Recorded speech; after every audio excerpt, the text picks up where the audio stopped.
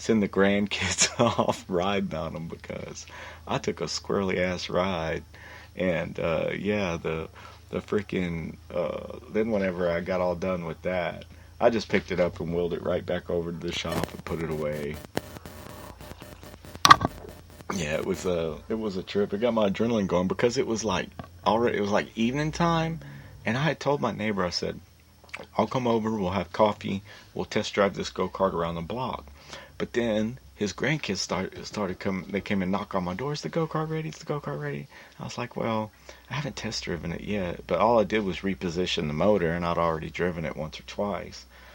And sure as shit, man, I'm blessed, and I'm glad that that didn't happen with one of the little ones on it, because, think about the way that I reacted. I panicked, of course, and how would one of the little ones probably would have just been, they would have been 40, 50 mile an hour before they went off-road somewhere, lost control of that fucking thing. So, yeah, we'll heavily regulate it to where it won't do a burnout with a 170-pound man sitting on the drive side of it.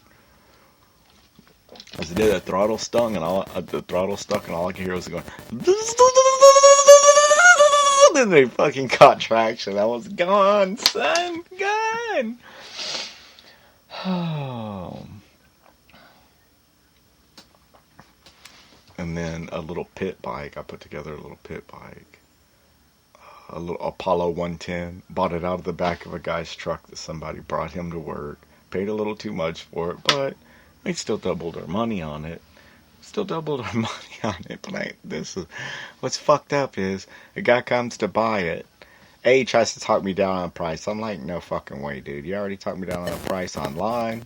Now you're here. Either take it or fuck it. I'll keep it. I said, as a matter of fact, whenever my neighbor right over there gets home, he said that he's going to see how tall his grandson is. If it'll fit him, he's going to buy it. So I'm probably going to make an extra $50 right there.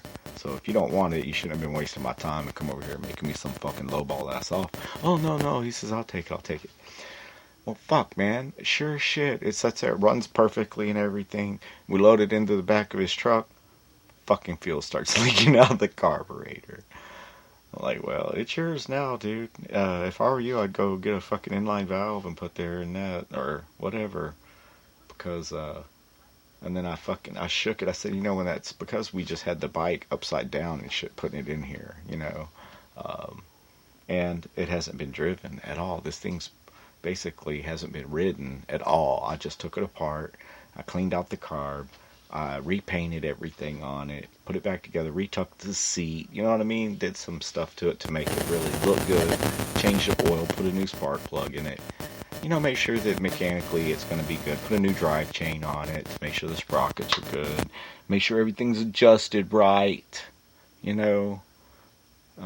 Because whenever I got it, you could tell big kids had been riding it with a flat tire on the back, and I mean it is a pit bike, anyone can get on it and ride it. But yeah, so then that's one thing that started fucking leaking fuel. I'm like, well, put a fuel valve. I mean, the fuel valve on it was broke, so I just put a straight fuel line into the carb, thinking that the float would stop it. And guess what? You need to ride it a little bit, or put a new needle valve in it. That's why you got it for so cheap, dude. That's why you just got for like a fourth of what it would have cost you. So be happy with what you got. Get on down the road. He was happy. He was cool. He actually, when he got to the Tractor Supply and said, what size, send me a message on this app. And it was like, what size fuel valve did you say? I said, 1/4 inch, dude. The same size as your dick, fool. I'm kidding. Nah, he was a nice kid. And then so I take this lawnmower in on trade, this riding mower guy. He tells me cut his grass with it. It's great. It's perfect. All I did, I put a brand new battery in it. I checked the oil, sold it online. Boom. The guy came, he looked at it. He has the flashlight all up in this motherfucker. He's asking me, oh, it's a little bit too loud. And I'm like, dude, you already talked me down $80. I told you come out here tonight. No bullshit. This is the price if you want it. He gets there. He's like, you don't think you'd take? I said, no, this is what I'll take. I told you on there, this is what I'll take for it. If not, we don't have a deal. So we're picking this fucking mower up and shit so he can look underneath it and all that. And then, I don't know, I get a text 2 days later. I get a message on this thing, and it's like, hey, this thing smokes. You think you can fix it? I'm like, I'm not the lawnmower mechanic, man. I'm not fucking like, this is a virtual garage sale. If you bought this at a garage sale, would you go back to the fucking garage sale and ask them if they could fix it? And he's like, now it only runs for 8 minutes and it dies. I said, that sounds like it's the seat switch or low oil switch or something, man. Fucking check the oil and I don't know what to tell you. And we went over the fact that he said it was loud. I said, maybe it needs a new muffler or a new muffler. It probably needs a new muffler. You need to tune it up. Maybe put a kit in the car. Maybe definitely put new fuel lines and a fuel filter on it. Change the oil. New spark plug. I told him these things. With thinking that they're not just going to take it straight home and start cutting the grass with it, knowing that maybe it needs a little bit of maintenance. If it's too loud, it probably the inside of the muffler's rotted out. It needs a new muffler. It's a Sears Craftsman mower. It's got a Briggs & Stratton engine on it. You can go straight to Sears. You can spend $17. You can get a new muffler. It's 2 screws that hold it on. And if you're not that competent, then you can pay them what you just paid me for the whole fucking mower to put your $14 muffler on.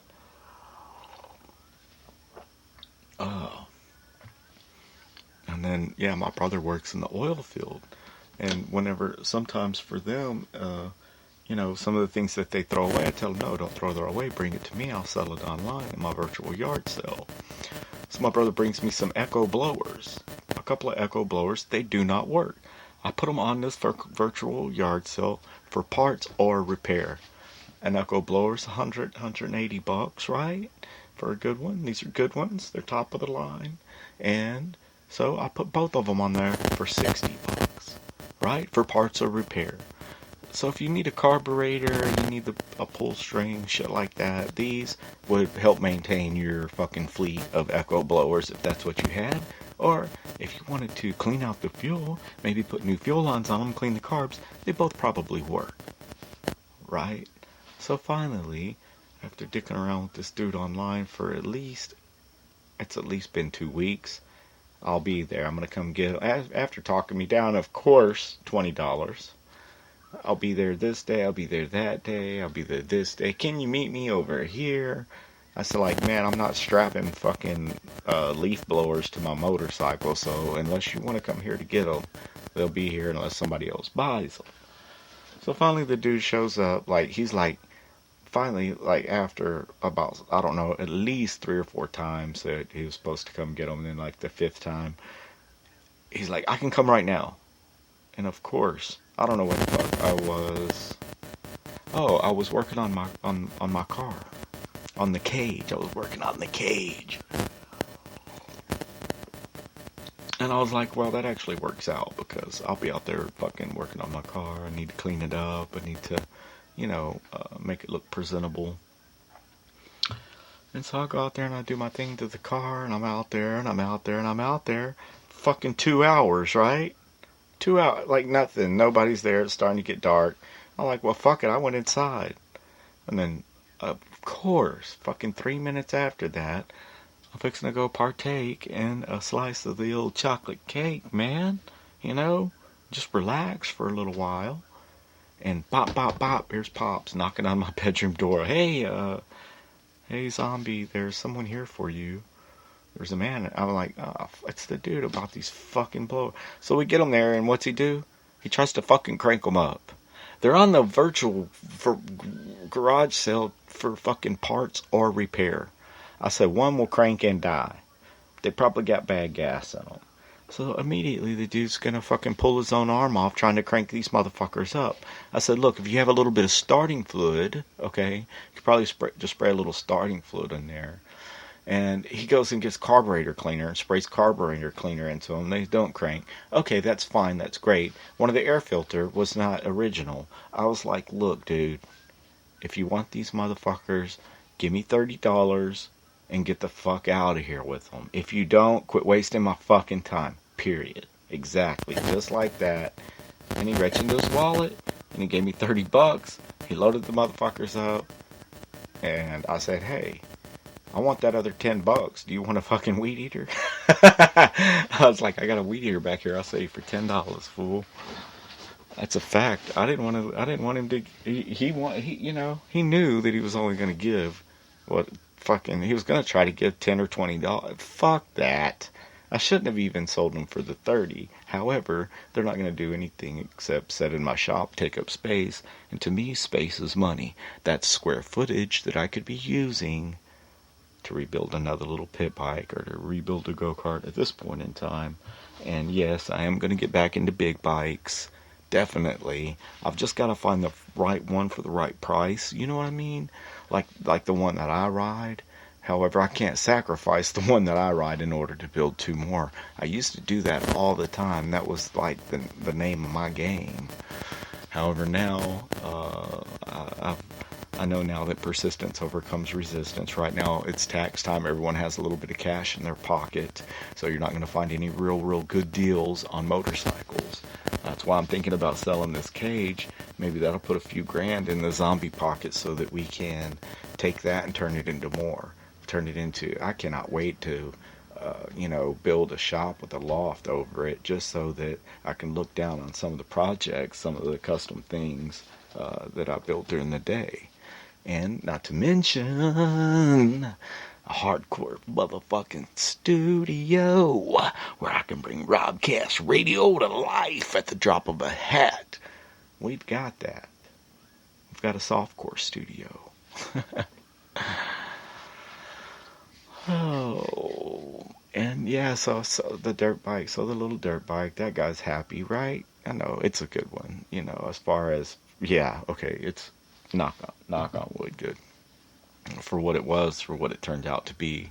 I mean, I did take it, just because I was bored, took it completely all the way down to the frame, and sanded everything, painted the frame, painted the engine, painted the wheel. I mean, I took it all the way apart. I painted like the linkage, the fucking everything. It turned out actually pretty damn good. And I used one of my old motocross jerseys.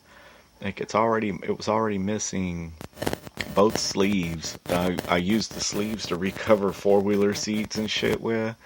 And then it was missing part of the center now because I recovered the seat for the pit bike with it. And whenever the guy put it in his truck, he felt the seat and he was like, "Man, did you do this?" I said, "Yeah, I did that." "Hey, that looks nice." I was like, "That's kind of cool, dude." I said, "That was one of my old motocross jerseys, dude." They don't, I guess, I have a vision, you know what I'm saying? I see an old motocross jersey laying there, and it's not old. This is the thing. I bought 2 or 3 motocross jerseys, and I wasn't paying attention. And it was at the thrift shop anyway, so they're like $4 a piece, maybe $3 or $4 or $5 a piece. But they were double XLs, and I thought, and they were just way too big, so I put them away, and I used them for seat covering material. Those little things like that, man. That I know that seat covering material is only about $15 a yard.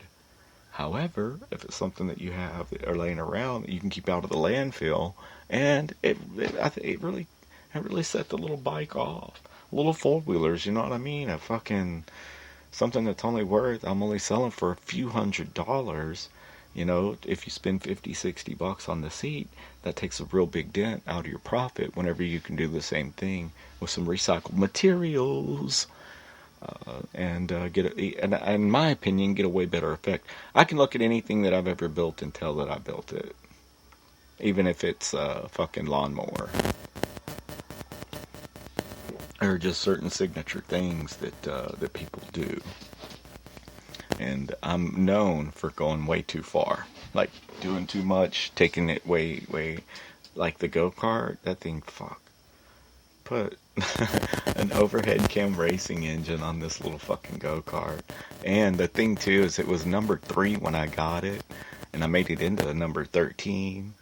I clear coated this whole fucking go-kart, cleaned it all up, put some nice DOT tape all the way around it so that if it is anywhere around dusk, it's gonna be reflecting all over the place.